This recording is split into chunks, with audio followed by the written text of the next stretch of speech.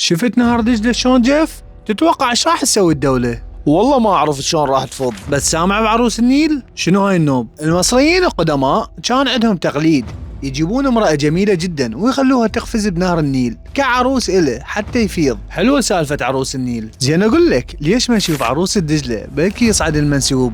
انت اكيد تشاقة مو؟ لا بالعكس، فكرة حلوة، فكرتك اقبال بصراحة، ما نصحك تسويها لان الموضوع خيال. زين ليش ما نشوف بنية ونحكي لها القصة ونزوجها الدجلة ونعطيها مهر وكل هالسوالف؟ غلط يا معود، ايش تفكر؟ انت شيل هاي الافكار من راسك.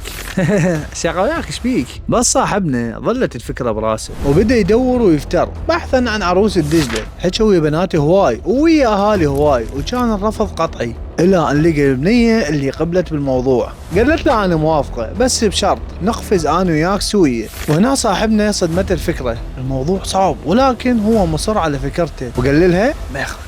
اتفقوا على يوم وجت البنية لابسة بدلة عرس والولد لابس قاط وراحوا للجسر المنشود، والمنظر مرعب بصراحة واثنينهم خافوا من المنظر. فصاحبنا قال لها انا متأثر هواي بعروس النيل والفكرة غلط، خلي نلغيها. البنية ردت عليه قالت له انت ناصب علينا، وهي هنا بنيتها تخوفه حتى يبطل هالسوالف وقال لها لا ها هي موافق. قال لها خلينا نحسب ونقفز وقام يبكي وهي همين قامت تبكي. بس بهالاثناء جو الشرطة والضابط قال له انتوا ايش تسوون طافرين من عرس؟ صاحبنا رد عليه وحكى له قصة عروس النيل وقال له احنا نسوي عرس الدجلة. كان رد الضابط انت كل عقلك تريد تزوج بنية الدجلة، احنا ب 2026، انا كانت امنيتي يرجع المي. ورد الضابط المي مبنية عليه سدود، هسه لو 1000 عروس ما يرجع، بس انت تقدر ترجع انت وهاي البنية المسكينة. وفعلا رجعوا واخذوهم للمركز والضابط رزلهم وقال لهم هاي اسوأ فكرة ممكن تسووها، ويا ابني المي ما يرجع بهالطريقة، ممكن الدولة تتفق ويا المسبب، ممكن نقاطع المسبب والحلول هواي.